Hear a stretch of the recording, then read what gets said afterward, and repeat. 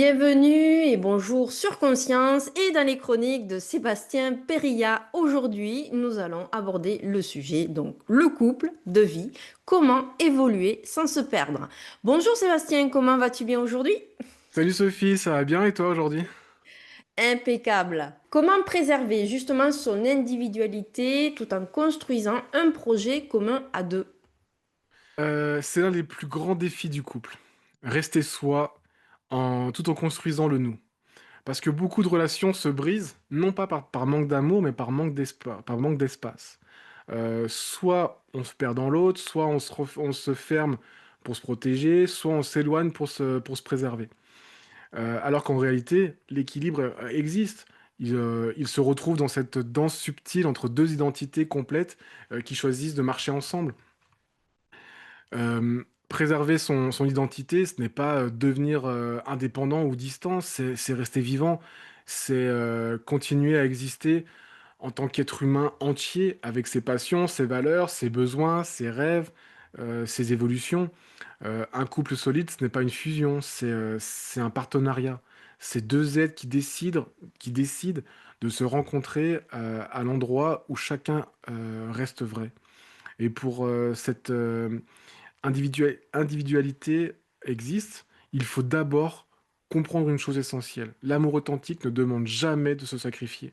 Il demande d'être soi, tout simplement. Quand tu te trahis pour préserver le lien, tu crées un déséquilibre intérieur qui finira par exploser. Tu peux jouer un rôle quelques semaines, des mois, mais jamais toute une vie. Et l'autre, tôt ou tard, ne sait plus qui il aime vraiment, toi ou la version édulcorée que tu lui as montrée. L'individualité se préserve dans la liberté d'être soi, mais aussi dans la clarté. Quand chacun sait ce qui est important pour lui, ses valeurs, ses projets personnels, sa manière d'avancer, il peut le partager sans peur. Et à partir de là, le couple devient cet espace où l'on se soutient au lieu de se limiter, où l'on s'inspire au lieu de se surveiller, en fait. C'est là qu'un vrai projet commun peut prendre vie, non pas par fusion, mais par alignement. Ce qui tue l'individualité, ce n'est pas l'amour, c'est la peur.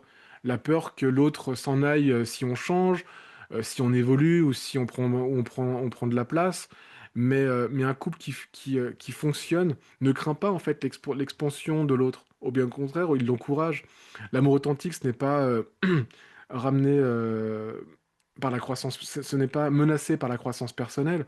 Bien au contraire, il en a besoin. Quand chacun évolue, le couple évolue. Et quand l'un s'élève, l'autre n'est pas diminué, bien au contraire, il est inspiré. Euh, Préserver son individualité, c'est aussi accepter la relation qui n'a pas de vocation, que la relation n'a pas pour vocation à tout porter. Ton partenaire ne peut pas être la source unique. Ton, Ni ton meilleur ami, ni ton thérapeute, ni ton moteur, ni ta béquille émotionnelle. Tu dois garder des espaces qui t'appartiennent. Tes amitiés, ton travail intérieur, tes passions, ton rythme, tes moments de solitude. Pas pour t'éloigner, mais pour revenir nourri, vivant et complet. Et le projet commun, lui, se construit sur ces deux vies pleines. Ce n'est pas on se perd l'un dans l'autre, mais on se rejoint on se rejoint dans ce que chacun est devenu. Le vrai couple, ce n'est pas deux moitiés qui s'assemblent, c'est deux êtres entiers, justement, qui choisissent d'avancer ensemble en se respectant suffisamment pour laisser respirer la relation. Euh, euh, Préserver son individualité, c'est donc oser être soi. Construire un projet commun, c'est oser être ensemble. Et la magie d'un couple authentique, c'est de réussir à faire les deux sans jamais s'abandonner en chemin. Justement, quels sont les pièges classiques qui font qu'un couple s'enchaîne au lieu de s'élever? Les couples ne se détruisent pas parce qu'ils ne s'aiment plus. Ils se détruisent ils tombent dans des pièges invisibles, dans des habitudes qui s'installent doucement et finissent par étouffer la relation. Ce n'est jamais spectaculaire, c'est toujours subtil, progressif et silencieux. Le premier piège, c'est la confusion entre l'amour et le contrôle. On croit protéger l'autre alors qu'on l'empêche de respirer. On croit tenir le couple alors on tient surtout son partenaire par peur de le perdre. Et cette dynamique crée un amour sous tension, où chacun surveille, compare, vérifie, au lieu de faire confiance. Et quand la confiance disparaît, l'amour doit combattre pour survivre. Il y a un autre piège, bah, c'est la fusion. Beaucoup croient que partager tout, penser pareil, vouloir pareil, faire tout ensemble, c'est ça un couple. Mais la fusion n'est pas de la proximité, c'est une disparition. On ne sait plus où commence l'un et où finit l'autre. On croit s'aimer qu'on s'absorbe en fait. Et le problème, c'est que personne ne peut respirer dans une relation où il n'y a plus d'espace pour exister. Et à force bah, de se fondre, eh ben, on finit par se perdre. Il y a aussi le piège de l'adaptation excessive. On se dit, je m'adapte pour le bien du couple. Alors qu'en réalité, en fait, on s'éloigne de soi pour éviter un conflit, un malaise ou une discussion difficile. On doit dire oui pour avoir la paix, on tait ses besoins pour obtenir le calme. On se tait tellement que la relation devient un décor et non plus une rencontre, en fait. Et le jour où on veut réapparaître, eh ben, l'un de nous bah, ne se reconnaît plus. Et il y a un autre piège le plus sournois, en fait, le piège le plus sournois, c'est celui des attentes silencieuses. Celles qu'on se dit jamais, mais qu'on reproche à l'intérieur. Tu devrais comprendre, tu devrais savoir, tu devrais deviner. C'est le fameux si tu m'aimais, tu le sentirais. Tu vois, ce poison, en fait, détruit lentement la complicité, car personne ne peut répondre à une attente qui n'a jamais été exprimée. L'amour ne lit pas dans les pensées, l'amour a besoin d'être parlé, en fait. Il y a aussi ce piège du confort, euh, celui, euh, celui qui endort, pour moi, ce que je dis à chaque fois, voilà. Quand tu crois, quand on se croit installé, on cesse de nourrir la relation. On oublie de se regarder, de s'admirer, de se toucher, de se surprendre. Et on se met en mode pilote automatique. Et un couple en pilote automatique finit toujours par manquer d'air. Et puis, il y a ce fameux piège le plus fréquent, celui qu'on demande au couple de réparer ce qu'on n'a jamais soigné soi-même. On attend de l'autre qu'il apaise nos blessures d'enfance, qu'il comble nos manques, qu'il guérisse la peur de l'abandon, qu'il rassure l'identité. Et ça ne peut pas fonctionner, honnêtement. Un couple n'est pas une chirurgie émotionnelle. Un couple, c'est un espace de croissance et pas un hôpital intérieur. Ce qui enchaîne aussi les couples, ce n'est jamais l'amour. C'est les peurs qui se cachent derrière, en fait. Euh, et ce qui élève, c'est la capacité à se dire la vérité et à s'écouter, à se respecter et à évoluer ensemble. Et c'est pas, un- c'est, et pas l'un à la place de l'autre. Pas, pas l'un contre l'autre, mais l'un avec l'autre. Et un couple s'enchaîne quand il devient une fuite. Et il s'élève quand il devient un choix. En quoi le respect des rythmes et des aspirations personnelles est essentiel dans la durée? Dans un couple, on avance rarement au même rythme. Soyons honnêtes. On ne guérit pas en même temps et on ne se transforme pas au même moment et on ne grandit pas à la même vitesse. Et ça, c'est normal. Euh, l'idée, l'idée que deux êtres devraient évoluer d'une manière parfaitement synchronisée est l'une des plus grandes illusions romantiques. La réalité, c'est que chacun avance selon son histoire, selon ses blessures, ses prises de conscience, son environnement, son niveau d'énergie, son parcours intérieur. Le respect des rythmes, c'est reconnaître que l'autre n'est pas une extension de soi. Ce n'est pas quelqu'un qu'on tire, qu'on pousse, qu'on corrige ou qu'on accélère. C'est un être en chemin, c'est avec son timing, ses résistances, ses élans, ses peurs, ses découvertes. Et quand tu respectes ça, tu enlèves une pression énorme sur la relation. Tu cesses de vouloir tu cesses de vouloir que l'autre comprenne plus vite, change plus vite, avance plus vite. Tu arrêtes d'imposer ton tempo. Et, et, et tout à coup, ben, tu vois, les liens, ben, ils respirent de nouveau, en fait, dans le couple. Et le couple s'abîme dès qu'on commence à comparer les rythmes. Moi, j'avance, toi non. Moi, je fais des efforts, toi, tu bloques. Moi, je fais un travail sur moi, toi, tu traînes. Ces phrases, même silencieuses, honnêtement, créent un écart émotionnel immense. Elles transforment la relation en compétition intérieure où l'un devient en avance et l'autre, bah, du coup, en retard. Mais il n'y a pas d'avance ni de retard dans la conscience. Il y a juste des chemins juste différents. Et respecter les aspirations personnelles, c'est comprendre que chacun a sa propre direction intérieure. L'un peut ressentir un besoin de transformation professionnelle, l'autre a envie de stabilité. L'un peut être appelé à une quête spirituelle et l'autre par un projet matériel.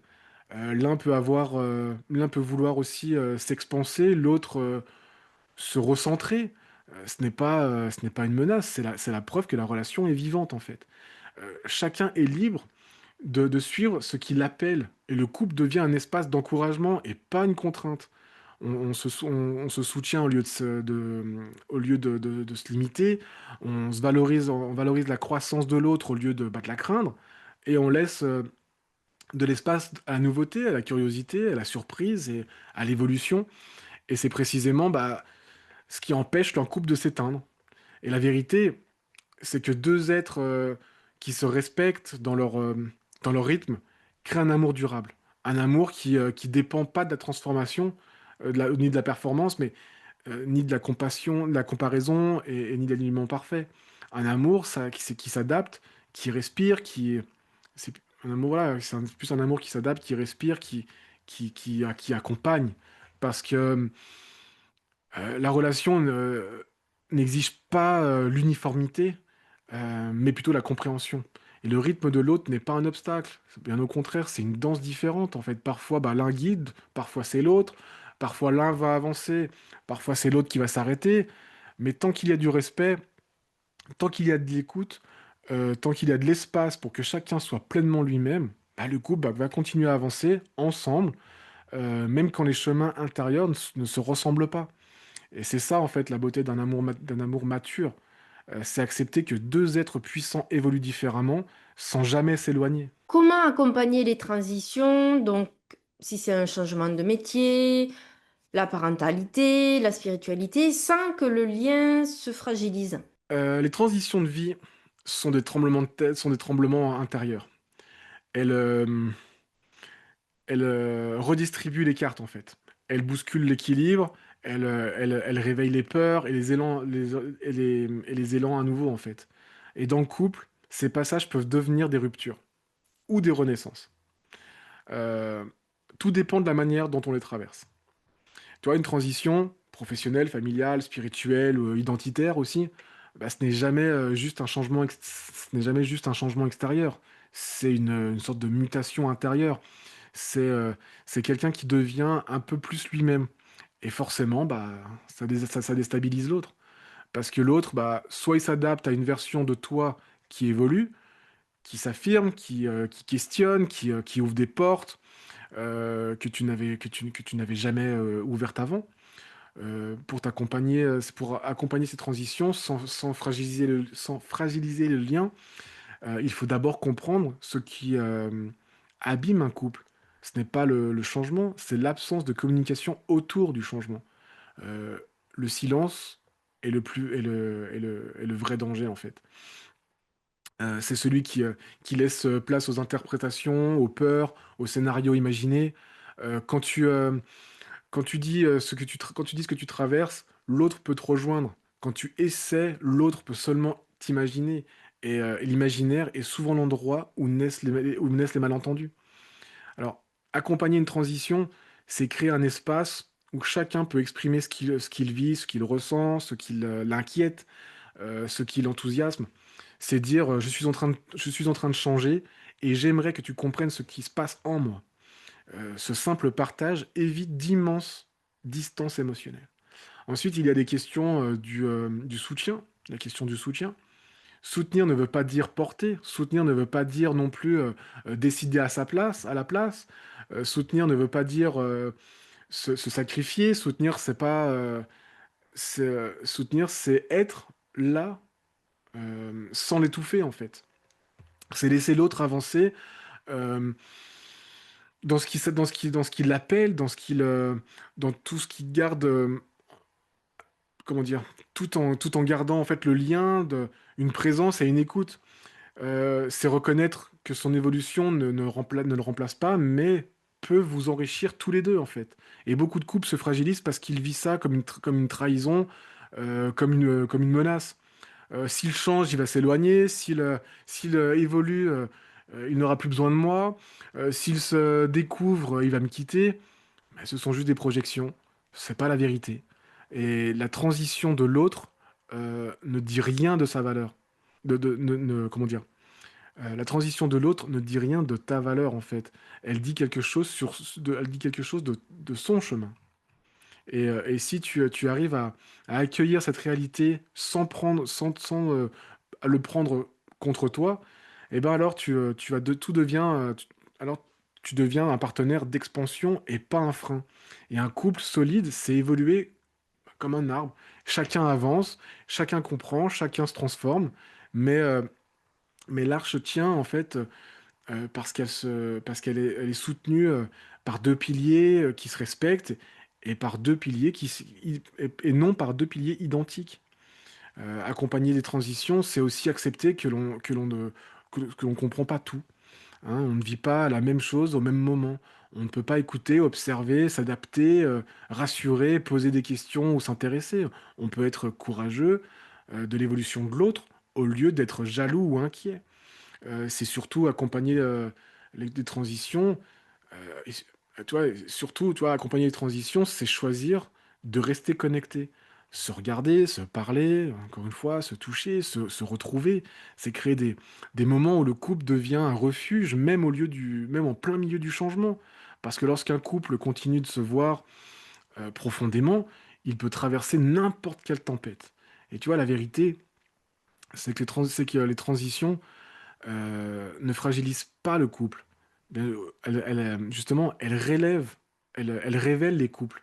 Celles et ceux qui se ferment se perdent, celles et ceux qui s'ouvrent se retrouvent. Un couple qui s'accompagne dans ces passages devient un espace beaucoup plus vivant, plus en mouvement, en expansion. Tu vois, un espace où chacun peut devenir la meilleure version de lui-même, sans jamais perdre l'autre en route. Parce que le changement ne sépare pas les âmes alignées, bien au contraire, il les rapproche. Et tu vois, dans un couple, on ne se perd pas, on ne se perd pas quand on change, on se perd quand on cesse euh, continuer de voir, de continuer de vous voir, de continuer de vous parler, de vous choisir. Et, euh, et même les plus grandes transitions deviendront des chemins vers un nous plus vrai, en fait. Alors, merci d'avoir pris le temps avec moi. Prends soin de ton corps et ton âme s'en souviendra. Et on se retrouve du coup très bientôt dans une prochaine chronique. À très bientôt. Eh bien, merci Sébastien, merci à vous derrière votre écran de nous avoir suivis. On se retrouve très bientôt sur Conscience pour de nouvelles chroniques, pleines de partage et de bonne humeur. À très vite, merci, à bientôt.